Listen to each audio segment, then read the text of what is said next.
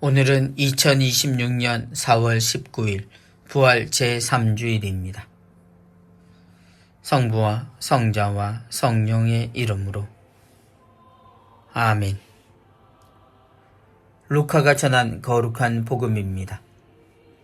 주간 첫날, 바로 그날 예수님의 제자들 가운데 두 사람이 예루살렘에서 예순 스타디온 떨어진 엠마오라는 마을로 가고 있었다. 그들은 그동안 일어난 모든 일에 관하여 서로 이야기하였다.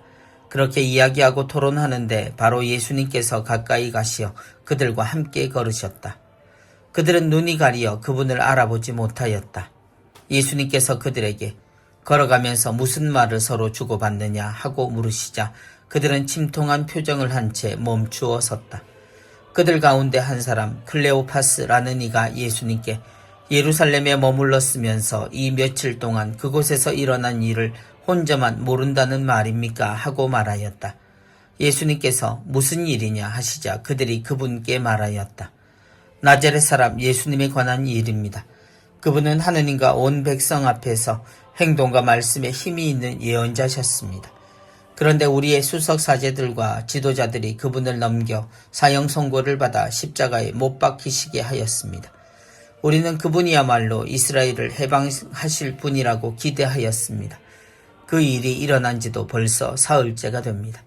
그런데 우리 가운데 몇몇 여자가 우리를 깜짝 놀라게 하였습니다.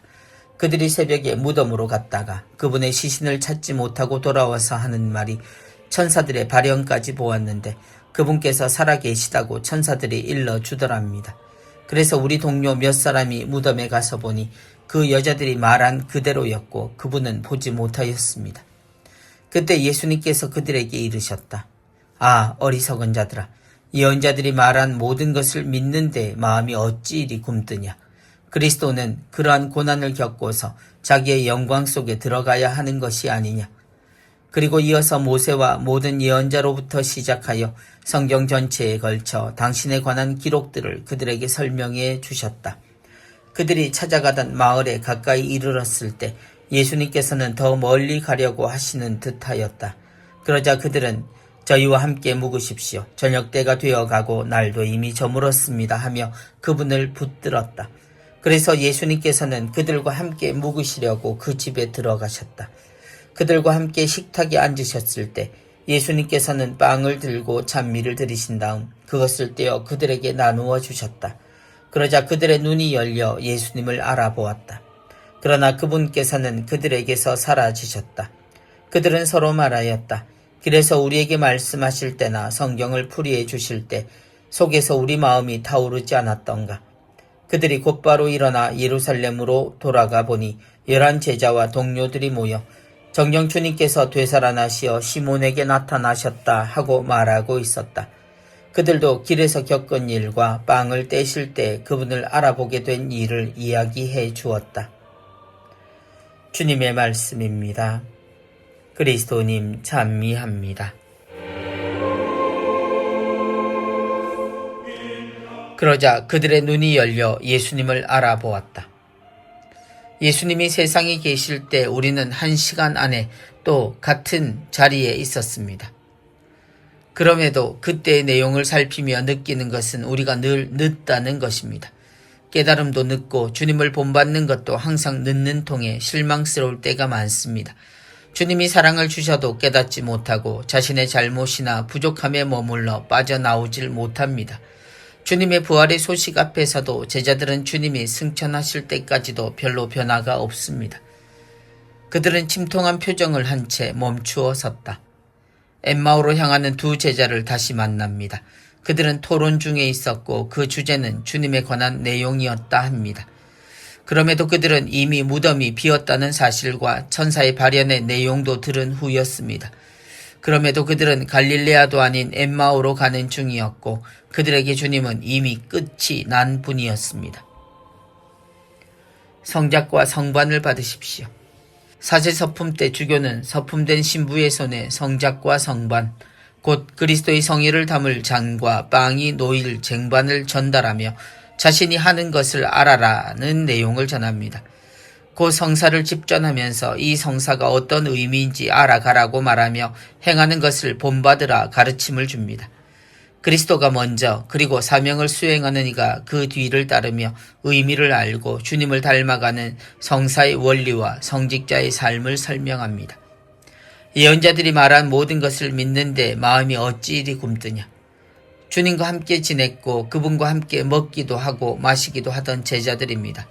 그러나 언제나 주님의 말씀은 듣는 것에서 한치도 더 앞으로 나아가지 못했고 그들의 깨달음이 있기 전에 주님은 그들의 수석 사제들과 지도자들에 의해 죽음으로 넘겨졌습니다. 그리고 순식간에 그들 앞에서 사라지셨습니다. 마치 계시지 않았던 꿈과 같은 분이었고 이제는 무덤마저 비어버려 모든 것을 잃어버린 처지의 제자들이었습니다. 그러나 주님은 그들의 이런 모습을 안타까워하시면서도 그들에게 끝까지 이 일에 관해 알려주시고자 합니다.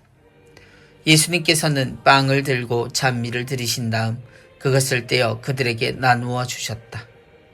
그리고 빵을 받아든 그들의 눈이 열렸습니다. 부활이었습니다.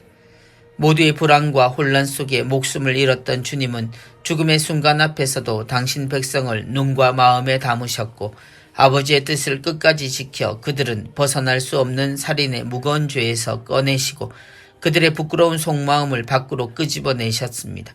그리고 다시 돌아오신 주님은 여전한 제자들 앞에서도 또한 여전한 당신 모습으로 계셨습니다.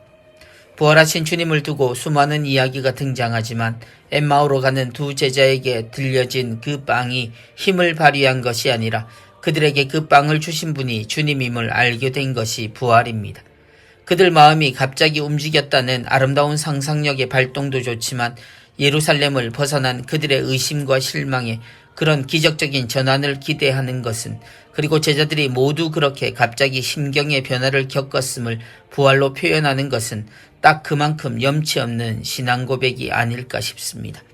하느님의 이끄심으로 말하기보다 그들 모두가 알던 주님을 다시 만났고 부족한 그들에게 복음 전파의 사명을 다시 회복시키신 반전에 가까운 이야기가 실제 주님이 아니시면 가능하지 않았음을 살피는 것이 좋을 듯합니다.